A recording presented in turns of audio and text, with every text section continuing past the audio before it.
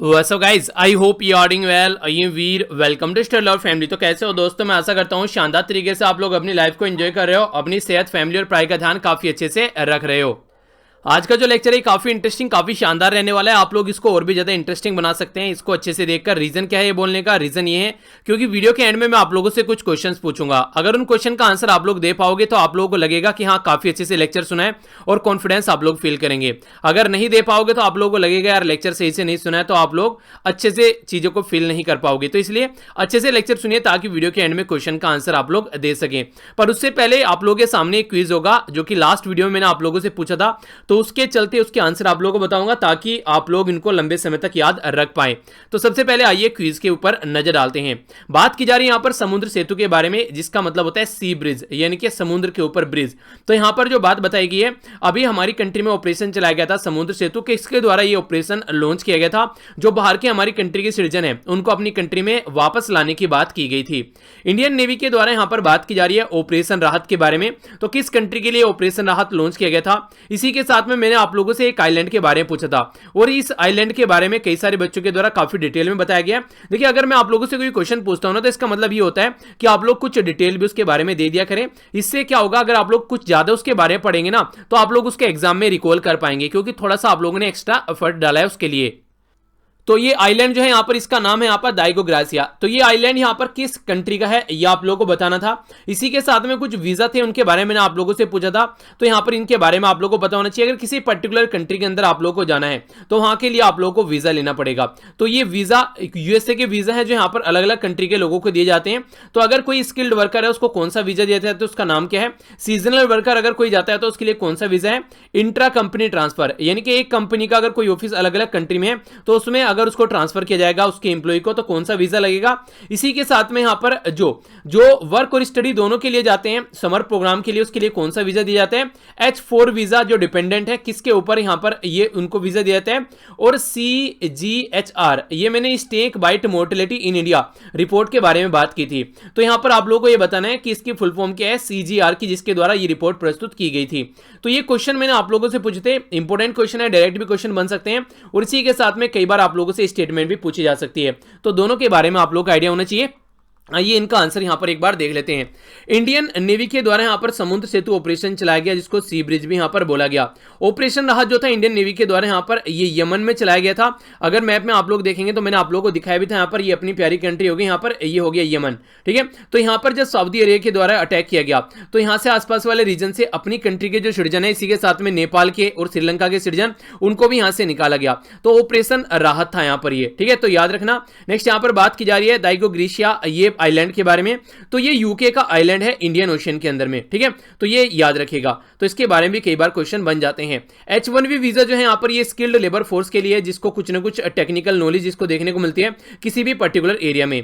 इसी के साथ में बात करें H1B जो वीजा है, ये इसके ऊपर जो डिपेंडेंट है, यानी कि अगर मेल को मिला है तो फीमेल डिपेंडेंट होगी, वाइफ होगी, बच्चे होंगे। और अगर फीमेल को मिला तो हो सकता है हस्बैंड डिपेंडेंट हो या फिर बच्चे। तो H4 वीजा उनको दिया जाता है। जो H1B वीजा, यानी कि जो स्किल्ड लेबर फोर्स है जो वहां पर जाती है, उसके डिपेंडेंट को H4 वीजा दिया जाता है। H1B वीजा हो गया यहाँ पर। नेक्स्ट H2B वीजा के बारे में बात करते हैं। ये सीजनल वर्कर के लिए दिया जाता है। ये है यहाँ पर L1 वीजा, ये इंट्रा कंपनी ट्रांसफर जब यहाँ पर होता है तब दिया जाता है। J1 वीजा रहता है स्टडी और वर्क के लिए, अगर कोई समर प्रोग्राम है तो उसमें दिया जाता है। ये centre for global health research के बारे में बात की जा रही है। ये यूनिवर्सिटी ऑफ टोरंटो कनाडा के अंदर आप लोगों को देखने को मिलेगी। इसके बारे में आप लोग याद रखिएगा। स्नेक बाइट मोर्टेलिटी के बारे में ये लोग बात करते हैं। स्नेक बाइट मोर्टेलिटी रिपोर्ट जो है यहाँ पर, ये एक नेशनल रिप्रेजेंटेटिव मोर्टेलिटी सर्वे के तहत यहाँ पर प्रेजेंट की गई। मैंने जब आप लोगों से पूछा था क्वेश्चन स्टार्टिंग में ही कि स्नेक बाइट की वजह से कितने लोगों की हमारी कंट्री में यहाँ पर डेथ होती है, तो यहाँ पर कई सारे लोगों के द्वारा बोला गया 5 लाख के करीब। देखिए 5 लाख डेथ नहीं होती यहाँ पर, ये 58,000 के करीब डेथ आप लोगों को देखने को मिलती है। एक बच्चे के द्वारा तो ये बोला गया सर सारी यहां पर बहुत कम ये डेटा है, यहां पर इतनी नहीं होती है, इससे ज्यादा होती है।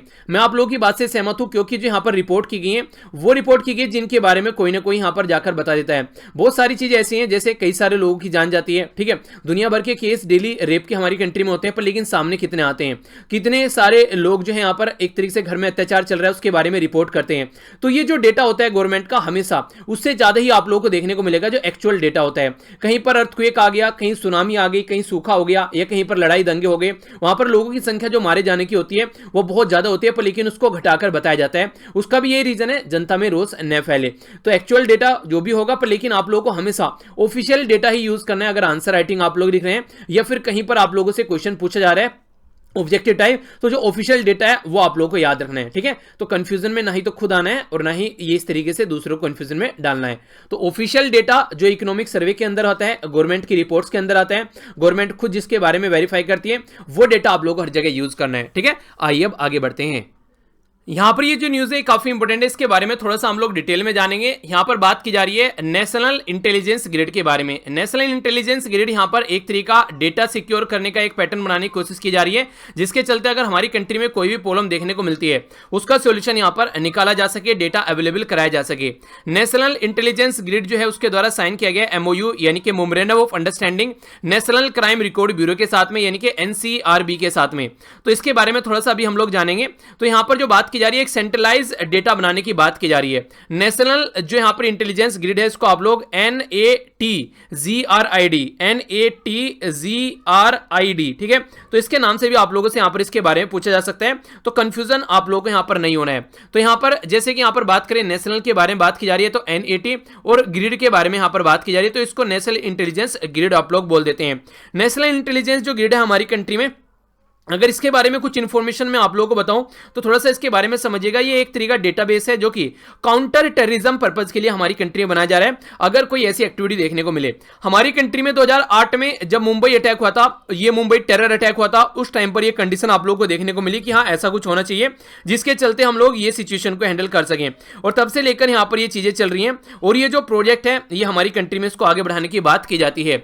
ये यहाँ पर एक तरीका एमओयू है यहाँ पर, जिसमें यहाँ पर एमओयू जो साइन किया गया, तो NATZRID जो है इसकी एक्सिस जो है ये यहाँ पर अब क्राइम और जो यहाँ पर क्रिमिनल ट्रैकिंग नेटवर्क सिस्टम है यहाँ पर, उसके साथ यहाँ पर एक्सेस हो पाएगा। यानी कहने का मतलब यहाँ पर ये कि डेटा जो है वो इकट्ठा किया जाएगा, क्योंकि लगभग 14,000 के करीब जो पुलिस स्टेशन है वो इसके साथ में कनेक्टेड है। तो क्राइम एंड क्राइम ट्रैकिंग जो नेटवर्क है वो यहाँ पर जब एक्सेस कर पाएगा डेटा, तो और अच्छे से केसेस को हम लोग सोल्व कर पाएंगे।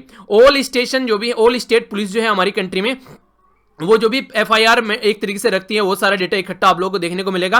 इनडायरेक्ट वे में जो NTZRID है ये वन स्टॉप सॉल्यूशन माना जाता है सिक्योरिटी और इंटेलिजेंस के पॉइंट ऑफ व्यू से। और इसी के साथ में ये काफी इंपॉर्टेंट भी है। अगर बात करें हमारी कंट्री में जो डेटा होता है, इमिग्रेशन से रिलेटेड कौन एंट्री हो रही है, कौन एग्जिट हो रहा है हमारी कंट्री में, बाहर से कौन आ रहा है, कौन जा रहा है, banking facility, telephonic detail call आप लोगों को देखने को मिल सकती है यहाँ पर, जो कि यहाँ पर सिक्योर प्लेटफॉर्म प्रोवाइड कराता है।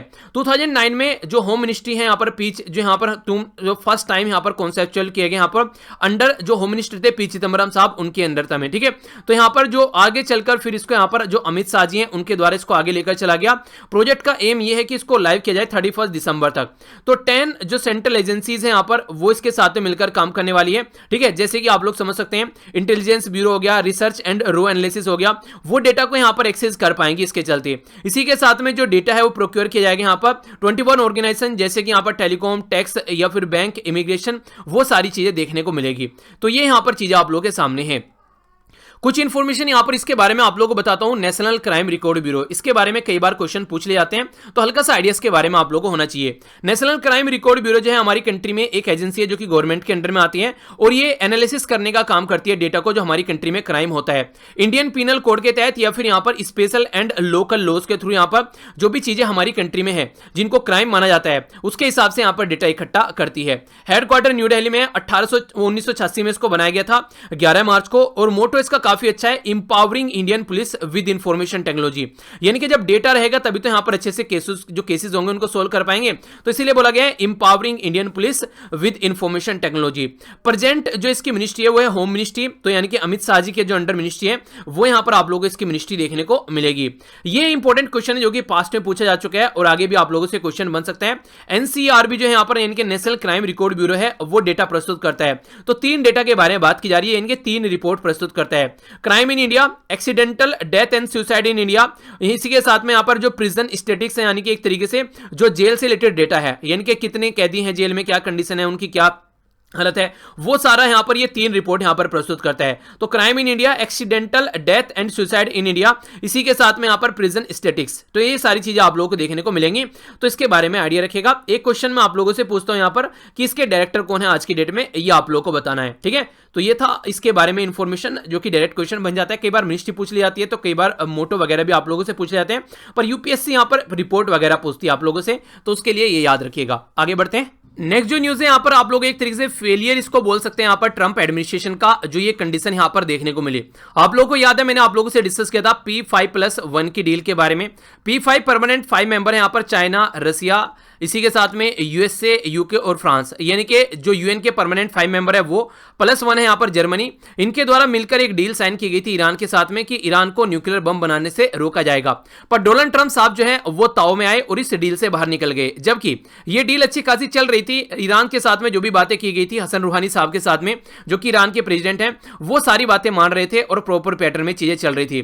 पर लेकिन डोनाल्ड ट्रंप साहब के द्वारा अपने यहां वादा किया गया था कि वो इस डील से बाहर निकलेंगे, तो उन्होंने इस वादे को ध्यान में रखते हुए उस डील से बाहर निकल गए। ना ये देखा कि ये डील को फॉलो किया जा रहा है, नहीं किया जा रहा है। इवन ये भी बोला कि यूएसए की हिस्ट्री की सबसे बेकार डील है यहां पर ये। तो वो सारी हरकतें करने के बाद में ये से बाहर निकल गए और उसी के चलते ईरान के ऊपर सैंक्शन लगाना स्टार्ट कर दिया। रिसेंटली अभी आप लोगों ने सुना कि यूएसए और ईरान के रिलेशन जो थे वो काफी लो लेवल पर पहुंच गए थे, जब से यहां पर यूएस जो ईरान के एक लीडर थे उनको भी मार गिराया गया यहां पर यूएसए की फोर्सेस के द्वारा। तो तब से लेकर यहां पर जो ईरान है वो यूएसए को छोड़कर यहां पर जो चाइना है उसकी तरफ को टिल्ट होना स्टार्ट हो गया। तो यहां पर आप लोग देखते हैं ये हो गया ईरान अगर बात करें हमारी कंट्री हो गया। अगर यहां पर बात करेंगे चाइना के बारे में तो ये हो गया चाइना, और यहां पर ये हो गया यूएसए। तो यहां से आप लोग देखिए अब कंडीशन क्या बन गई, कंडीशन ये बन गई है कि पहले यहां पर थोड़ा सा दब रहा था ईरान, जब यहां पर डील साइन हो गई थी, अब चाइना के कंट्रोल में आ जाएगा, तो फिर यहां पर और गलत तरीके से यहां पर चाइना यूज कर सकता है यूएसए के खिलाफ। अभी रिसेंटली आखिर ऐसा क्यों डिसीजन लिया गया यहां पर चाइना के द्वारा, और क्या डिसीजन लिया गया? चाइना और ईरान मिलकर यहां पर काम करने वाले हैं इकोनॉमिक और सिक्योरिटी पार्टनरशिप के अंदर में, जिसमें बैंकिंग, टेलीकम्युनिकेशन, पोर्ट, रेलवे, कई सारे दर्जन ऑफ प्रोजेक्ट यहां पर इंप्लीमेंट किए जाएंगे इस चाइना की हेल्प से। चाइना क्या करेगा, रिसीव करेगा यहां पर रेगुलेटरी और इसी के साथ में हेवीली जो डिस्काउंटेड यहां पर जो इसको ईरान के ऑयल का मिलने वाला है चाइना को आने वाले 25 साल के लिए। देखिए चाइना को जो तेल है वो काफी सस्ता मिलने वाला है, क्योंकि ईरान का तेल खरीदने के लिए और कोई तैयार नहीं है, क्योंकि यूएसए के द्वारा कई सारे सैंक्शन हर एक कंट्री के ऊपर लगा रखे हैं। अब यहां पर ईरान से ये आसानी से अपना तेल खरीद पाएंगे चाइना वाले। इवन जब इंडिया के ऊपर भी यहां पर प्रेशर डाला गया था तो हमारी कंट्री ने ऑयल खरीदना कम कर दिया था ईरान से, पर लेकिन चाइना ने कंटिन्यू रखा। तो इसलिए ईरान को भी थोड़ा ट्रस्ट होने चला है चाइना के ऊपर कि यही एक कंट्री है जो हमें यहां पर बचा सकता है। तो इनडायरेक्ट वे में चाइना की झोली में ईरान को डालने का पूरा काम किया गया डोनाल्ड ट्रंप साहब के द्वारा। आखिर चाइना ऐसा काम क्यों कर रहा है यहां पर, क्यों इसके साथ में इतना घुल मिल रहा है? इसका रीजन ये है कि क्योंकि अभी रिसेंटली यहां पर तिब्बत को सपोर्ट करने की बात की गई है डोनाल्ड ट्रंप के द्वारा, यानी कि एक तरीके से तिब्बत छीनने की कोशिश की जा रही है ईरान इससे, जो चाइना से। इसी के साथ में यहां पर इनके द्वारा जो ताइवान में जो गवर्नमेंट चलती है उसको सपोर्ट किया जाता है। हांगकांग में जो प्रोटेस्ट हुआ उससे रिलेटेड भी कई सारी स्टेटमेंट दी गई इनकी पार्लियामेंट के अंदर भी। तो इसके चलते यहां पर ये हमेशा इसको उल्टा दिखाने की कोशिश करते हैं। और आप लोगों को याद होगा शायद, अगर ट्विटर पर आप लोग मेरे साथ में कनेक्टेड है तो मैंने आप लोगों से ट्विटर पर कुछ इन्फॉर्मेशन भी शेयर की थी यहां पर इससे रिलेटेड। मैंने आप लोगों से शेयर किया था कि यहां पर जो यूएसए है उसके द्वारा बहुत एक बोल्ड स्टेटमेंट यहां पर दी गई है कि जो साउथ चाइना सी है वो चाइना बोलता है कि वहां मेरा दबदबा है, तो यूएसए ने मना कर दिया है चाइना का दबदबा वहां पर मानने से। यूएसए ने बोला है कि इंटरनेशनल जो लॉज है, इंटरनेशनल जो क्लोज है उसके हिसाब से हम लोग काम करेंगे, चाइना के प्रेशर में आकर काम नहीं करेंगे। तो जब से भी यहां पर ये सारी चीजें देखने को मिल रही है तो कहीं ना कहीं उसका बदला लेने के लिए यहां पर चाइना के द्वारा ये स्टेप उठाया गया है। तो एक तरीके से यूएसए के लिए बड़ा झटका बोल सकते हैं, क्योंकि यूएसए जो है वो काफी हद तक ईरान को आइसोलेट करना चाह रहा था, पर लेकिन अब ये ईरान को आइसोलेट नहीं कर पाएगा। तो इसके चलते यहां पर ये काफी बड़ी बात है, यहां पर ईरान को काफी कुछ सप्लाई किया जाएगा यहां पर चाइना के द्वारा। मिलिट्री कोऑपरेशन देखने को मिल रहा है और भी कई सारी चीजें देखने को मिलेगी। तो यूएसए को कहीं ना कहीं एक तरीके से धक्का यहां पर लग गया, क्योंकि ज्वाइंट मिलिट्री और ज्वाइंट रिसर्च, वेपन डेवलपमेंट, ये सारी इंटेलिजेंस शेयरिंग भी यहां पर ईरान और चाइना के बीच में आप लोग को देखने को मिलेगी। तो डोनाल्ड ट्रंप साहब एडमिनिस्ट्रेशन के द्वारा एक काफी बड़ा झटका आप लोग बोल सकते हैं, और खासकर वो भी ऐसे टाइम पर जब यूएसए में इलेक्शन होने वाले हैं। तो यूएसए में नवंबर के महीने में इलेक्शन होने वाले हैं और इसी के चलते यहां पर ये कंडीशन है। तो जुलाई, अगस्त, सितंबर, अक्टूबर, नवंबर, तो ये काफी बड़ी बात आप लोग बोल सकते हैं। तो ट्रंप एडमिनिस्ट्रेशन की जो एग्रेसिव पॉलिसी रही यहां पर बराक ओबामा के द्वारा जो डील साइन की गई थी उससे बाहर निकलना, और अभी फिलहाल ये सिचुएशन जो अभी देखने को मिली उसके चलते यहां पर ये ऐसी कंडीशन निकल कर आई है। ठीक है, तो इसकी पूरी बैकग्राउंड की मैंने हिस्ट्री भी आप लोगों को बता दी ताकि माइंड में कोई कंफ्यूजन न रहे। तो ऐसे आर्टिकल्स जो है आप लोग इनके पॉइंट यूज कर सकते हैं आंसर राइटिंग के लिए भी, अगर कहीं पर कुछ आप लोगों से पूछा जाए तो। आगे यहां पर बात करते हैं, ये बात की जा रही है मंगोलिया के बारे में। पहले मंगोलिया को आप लोग मैप में देखिए तो आप लोग समझ पाएंगे। मंगोलिया यहां पर आप लोगों के सामने है, ऊपर हो गए यहां पर रसिया, थोड़ा नीचे आएंगे तो मंगोलिया है और उसके बीच में है फिर चाइना, यहाँ पर इंडिया और यहाँ पर नेपाल। ये नेपाल और चाइना के बीच में जैसे यहाँ पर सॉरी इंडिया और नेपाल के बीच इंडिया और चाइना के बीच में जैसे नेपाल है, ऐसे ही चाइना और रसिया के बीच में मंगोलिया है। ठीक है, तो याद रखने के लिए ये तिग्रमबाजी आप लोग याद रखिएगा। अब इसके बारे में थोड़ी सी बात मैं कर लेता हूं, थोड़ी सी क्या बात की जा रही है। यहाँ पर एक प्रोजेक्ट है हमारी कंट्री में जिसको बोलते हैं नेशनल मिशन फॉर मैन्युस्क्रिप्ट। ठीक है, तो जो मैन्युस्क्रिप्ट है यानी कि हमारे जो हिस्टोरिकल डॉक्यूमेंट्स हैं उनके बारे में जानने की कोशिश की जाती है। 2003 में ये प्रोजेक्ट यहाँ पर हमारी कंट्री में लॉन्च किया गया था, मिनिस्ट्री ऑफ कल्चर से रिलेटेड है ये सारी चीजें। उसी के चलते अभी यहाँ पर मंगोलियन जो कंजोर है, याद रखिएगा ये आप लोगों से पूछा जा सकता है, मंगोलियन कंजोर। ठीक है, तो ये पब्लिश किया गया, इससे रिलेटेड जो 5 वॉल्यूम हमारी कंट्री में ये अभी पब्लिश किया जा रहा है। टोटल मिलाकर इसमें 108 वॉल्यूम है और ये सारे वॉल्यूम जो है 2022 तक पब्लिश करने की बात की जा रही है। तो इसके चलते काफी कुछ यहाँ पर एक दूसरे के साथ में हम लोग कनेक्ट हो पाएंगे। जैसे मंगोलियन कंजूर है यहाँ पर ये बुद्धिस्ट जो यहाँ पर हमारी जो बुद्धिस्ट हमारी कंट्री में जो टेक्स्ट है, तो इस तरीके से यहाँ पर उससे कनेक्टेड आप लोग बोल सकते हैं चीजें। और यहाँ पर इन्हीं को हमारी कंट्री में भी एक तरीके से कल्चर रिलेशन आप लोग मंगोलिया के साथ में इसको बोल सकते हैं। जो लैंग्वेज है यहाँ पर वो एक तरीके से ये कंजूर जो है ये क्लासिकल मंगोलियन की कैटेगरी में यहाँ पर आती है जिसको यूज किया जाता है। तो हमारी कंट्री का जो प्रोजेक्ट है national mission of for manuscript, तो उसके तहत यहाँ पर ये प्रोजेक्ट है इनको रीप्रिंट करने की बात की जा रही है। तो इसके चलते यहाँ पर ये रिसेंटली अभी न्यूज में है। तो मंगोलिया से रिलेटेड है यहाँ पर ये चीजें जो कि आप लोगों से क्वेश्चन बन सकता है एग्जाम में भी। ठीक है, कई बार मंगोलिया को आप लोगों से पूछा जाएगा मंगोलिया की लोकेशन के बारे में। ठीक है, तो इसलिए मंगोलिया की लोकेशन भी आप लोग याद रखिएगा। ठीक है, तो ये भी ऐसे क्वेश्चन बन जाते हैं कई बार। आइए अब आगे बढ़ते हैं। इंटरेस्टिंग न्यूज यहां पर आप लोग इसको बोल सकते हैं, हमारी कंट्री की साइड से अभी यहां पर एक स्पेशल पार्सल भेजा गया, यानी कि एक ट्रेन भेजी गई beyond the country border. Country border कहां पर जा सकती है, अगर आप लोग अपनी कंट्री का बॉर्डर देखेंगे तो कहां पर हम लोग मैक्सिमम अपनी कंट्री के बॉर्डर के क्रॉस जा सकते हैं। तो आप लोग देखिए यहां पर नेपाल में जा सकते हैं, चाइना में जा सकते हैं अगर बात की जाए। हालांकि उधर जो है पर्वत है, वहां पर ट्रेन वगैरह आप लोग ज्यादा नहीं चला पाएंगे। नॉर्मली बांग्लादेश में जा सकते हैं, पाकिस्तान में आप लोग जा सकते हैं, म्यांमार में जा सकते हैं। तो अभी यहां पर जो बात की जा रही है वो बांग्लादेश की बात की जा रही है। आंध्र प्रदेश से चलकर जो ट्रेन है वो यहां पर बांग्लादेश पहुंची, तो उसी के चलते ये प्रोजेक्ट है काफी इंपोर्टेंट हो जाता है। तो ये जो यहाँ पे जो बात की जा रही है जो पार्सल के बारे में, तो स्पेशल पार्सल ट्रेन हमारी कंट्री में स्टार्ट की गई। यहाँ पर यह है बीनापोल बांग्लादेश में पहुंची है। यहाँ पर ड्राई चिली यानी कि एक तरह से मिर्च लेका। ठीक है, कहां से चली यहाँ पर, यह है यहाँ पर हमारी कंट्री में जो रेड्डीपल्लम। ठीक है, तो ये कहां है, गंगटूर डिस्ट्रिक्ट आंध्र प्रदेश के अंदर। तो यहां से लेकर यहां तक ये चीजें पहुंची हैं। गंगटूर जो डिस्ट्रिक्ट है यहाँ पर, उसके बारे में अगर आप लोग बात करते हैं, यहाँ पर एक तरीके से बात की जा रही है, यहाँ से ये पर्टिकुलर जो एरिया है ये काफी फेमस है यहाँ पर जो मिर्च के लिए। ठीक है, तो यहां से ये मिर्च पहुंचाई जा रही है। अर्लियर जो फार्मर जो मर्चेंट्स हैं यहाँ पर, ये पहले भी यहाँ पर ट्रांसपोर्ट करते रहे हैं बांग्लादेश को बाय रोड पर, लेकिन अब यहाँ पर बात की जा रही है बाय ट्रेन। ठीक है, इसकी जो कॉस्ट आती है लगभग 7,000, ये 7,000 रुपए पर टन के हिसाब से देखने को मिलती है। तो इसके चलते काफी इंपॉर्टेंट है जो स्पेशल ट्रेन है यहाँ पर, जो यहाँ पर ये काफी इंपॉर्टेंट है। तो इसके चलते जो यहाँ पर स्पेशल जो पार्सल ये एक्सपोर्ट किया गया है, ये 4,608 के करीब यहाँ पर जो बेसिकली इसका कॉस्ट यहाँ पर पड़ने वाला है एक तरीके से पर टन के हिसाब से अगर आप लोग बात करें तो, यानी कि एक तरीके से फ्रेंडली नेचर के तहत यहां पर ये चीजें बेची जा रही हैं, ऐसा आप लोग बोल सकते हैं। ठीक है, तो इसके बारे में याद रखिएगा, इंपॉर्टेंट क्वेश्चन आप लोगों से बन जाएगा, कहां से क्या भेजा गया, क्यों भेजा गया, किसके साथ में। ये ऐसे क्वेश्चन कई बार फ्रिक्वेंटली एग्जाम में आप लोगों से पूछ लिए जाते हैं। नेक्स्ट जो न्यूज है ये भी एक इंपॉर्टेंट न्यूज आप लोग बोल सकते हैं। हमारी कंट्री में सुप्रीम कोर्ट का एक डिसीजन आया जिससे बोला गया पर्सन विद डिसेबिलिटी, जो सोसाइटी में हमारी कंट्री में कोई डिसेबल पर्सन है, चल नहीं पाता है, कोई और प्रॉब्लम यहां पर देखने को मिलती है, वो पर्सन जो होते हैं वो एक तरीके से किसी न किसी के ऊपर कई तरीके से कई बार डिपेंडेंट भी आप लोगों को देखने को मिलेंगे। तो उसी के बारे में बात की जा रही है। सुप्रीम कोर्ट के द्वारा बोला गया जो डिसेबल पर्सन है और सोशली वो आप लोगों को देखने को मिलेगा बैकवर्ड पर्सन नॉर्मली नजर आता है। तो उसी के बारे में यहां पर बात की जा रही है। तो क्या क्या बातें यहां पर, तो ये यहां पर बात की जा रही है सोशली बैकवर्ड एक तरीके से इंटाइटल जो पर्सन है यहाँ पर, तो शेड्यूल कास्ट शेड्यूल ट्राइब की तरीके से जो यहाँ पर फायदा मिलता है, इनको भी यहां पर वो फायदा मिल पाएगा। यानी कि कहने का मतलब ये, अगर कोई डिसेबल पर्सन है उनको भी यहां पर फायदा मिलेगा एक तरीके से, अगर उनका एडमिशन होता है किसी एजुकेशनल इंस्टीट्यूशन में या फिर उनको फायदा पहुंचता है पब्लिक एम्प्लॉयमेंट में, तो इस तरीके से पर्सन विद डिसेबिलिटी को भी फायदा पहुंच पाएगा। ये अभी सुप्रीम कोर्ट के द्वारा कंफर्म किया गया कि जिस कैटेगरी में यहां पर शेड्यूल कास्ट और शेड्यूल ट्राइब को बेनिफिट मिलता है उसी कैटेगरी में इनको फायदा पहुंचाया जाएगा। और ये यहां पर जो बेसिकली जो फंडा यहां पर ये इंपॉर्टेंट इसलिए भी हो गया क्योंकि 2012 में दिल्ली हाई कोर्ट में यहां पर जब चीजें पहुंची तब ये सिचुएशन आप लोगों को देखने को मिली थी। तो यहां पर ये बात की जा रही है अनमोल भंडारी माइनर, यहां पर ये थ्रू हिज फादर जो नेचुरल गार्जियन के बारे में बात करते हैं वर्सेस दिल्ली ये टेक्नोलॉजिकल यूनिवर्सिटी से रिलेटेड जो केस था यहाँ पर, तो उस टाइम पर यहाँ पर ये बातें देखने को मिली थी। यानी कि केस था यहाँ पर, अब यहाँ पर सुप्रीम कोर्ट में जब चीजें पहुंची तो इनके द्वारा यहाँ पर इस चीज को अलग तरीके से कंफर्म कर दिया गया है।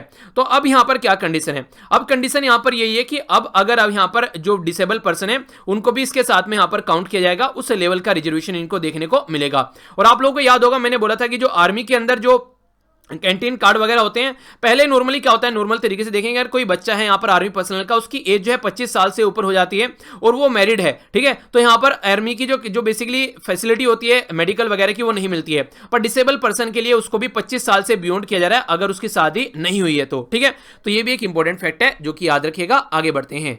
आप लोगों ने अभी यहां पर देखा कि एक पर्टिकुलर जो पर्सन था उसकी डेथ हो गई, उसको मारा गया यहां पर पुलिस के द्वारा उत्तर प्रदेश में, जिसका नाम था विकास दुबे।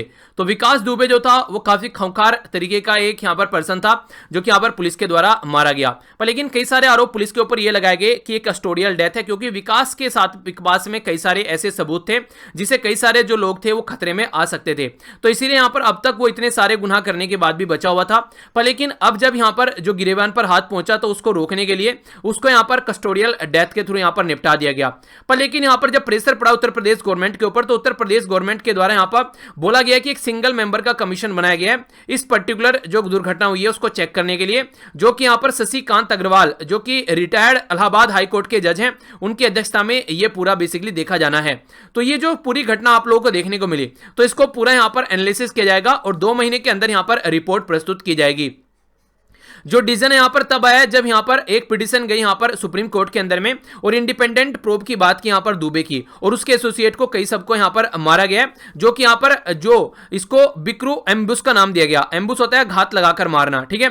तो ये पर्टिकुलर एरिया है जहां पर इसको मारा गया, तो उसी के बारे में यहां पर चेक किया जा रहा है कि जो इसको और इसके कई सारे एसोसिएट्स को मारा गया है। इसके बाद में ये इवेंट जब देखने को मिला, तब देखने को मिला जब इनके द्वारा 8 पुलिसमैन की हत्या कर दी गई, तो उसके बाद में यहां पर यह दुर्घटना देखने को मिली। तो उसके चलते ये कंडीशन यहां पर सामने निकल कर आई। तो इसके बारे में आप लोगों को पता होना चाहिए। कई बार क्वेश्चन आप लोगों से बन जाते हैं कि पर्टिकुलर ये अगर आप लोग स्टेट पीसीएस की तैयारी कर रहे हैं यूपी के अंदर, तो आप लोगों से पूछा जा सकता है शशिकांत अग्रवाल के बारे में कि किस पर्टिकुलर इवेंट से रिलेटेड इनको यहां पर एक जो इंडिपेंडेंट मेंबर का कमीशन स्टेब्लिश किया गया था, ठीक है। तो याद रखिएगा विकास दुबे की हत्या से रिलेटेड यहां पर। आइए अब आज के क्विज के ऊपर यहां पर नजर डालते हैं। सबसे पहले हम लोगों ने एक स्पेशल पार्सल ट्रेन के बारे में बात की, तो ये हमारी कंट्री में बांग्लादेश पहुंचा है किस राज्य से निकलकर, ये आप लोगों को बताना है। सुप्रीम कोर्ट के द्वारा बोला गया किस पर्टिकुलर कैटेगरी का जो पर्सन है उसको सोशली बैकवर्ड की कैटेगरी में यहां पर डाला जाएगा और एक तरीके से सेम बेनिफिट मिलेगा जैसे शेड्यूल कास्ट और शेड्यूल ट्राइब को मिलता है। जजमेंट कौन से हाई कोर्ट का यहां पर जो जजमेंट देखने को मिला ये बताना है। NTGRID इसकी फुल फॉर्म क्या आप लोगों को देखने को मिलती है, जो कि नेशनल क्राइम रिकॉर्ड ब्यूरो के साथ में अभी मिलकर काम कर रहे हैं ताकि डेटा इकट्ठा किया जा सके। नेशनल क्राइम रिकॉर्ड ब्यूरो जो है यहां पर, ठीक है, जिसको NCR भी आप लोग बोलते हैं, तो अभी यहां पर ये 3 रिपोर्ट प्रस्तुत करता है। 2 रिपोर्ट का नाम आप लोग को बताना है। एक accident death and suicide in India, कौन सी मिनिस्ट्री है यहां पर जो कि बात करती है नेशनल मिशन फॉर मैन्युस्क्रिप्ट्स के बारे में, ये आप लोग को बताना है। ईरान के साथ मिलकर कौन सी कंट्री अभी रिसेंटली काम कर रही है ताकि ईरान को सदमे से बाहर निकाला जा सके, और एक तरीके से ये सदमा है दूसरी कंट्री के लिए यानी कि USA के लिए, तो ये कंट्री कौन सी है इसका नाम आप लोग को बताना है। तो ये था टोटल आज का डिस्कशन। आई होप कि आप लोगों ने एंजॉय किया होगा। यहां से जाकर PDF डाउनलोड कर लीजिएगा। लेक्चर को तभी लाइक और शेयर करना है अगर आप लोगों से फायदा हो रहा है, वरना बिल्कुल भी लाइक और शेयर नहीं करना है, डिसलाइक करके कमेंट बॉक्स में बताना है ताकि इंप्रूव किया जा सके। यानी कि एक तरीके से फीडबैक देकर आप लोगों को जरूर जाना है। बाकी मेरे साथ में कनेक्ट रह सकते हैं फेसबुक, इंस्टाग्राम, टेलीग्राम, ट्विटर, सारे लिंक वीडियो के नीचे मिल जाएंगे, आप लोग ज्वाइन वहां पर कर सकते हैं। तो मिलता हूं नेक्स्ट लेक्चर में। बड़ों को नमस्ते, छोटों को प्यार, छोटी सी लाइफ एंजॉय करो यार। तब तक के लिए जय हिंद।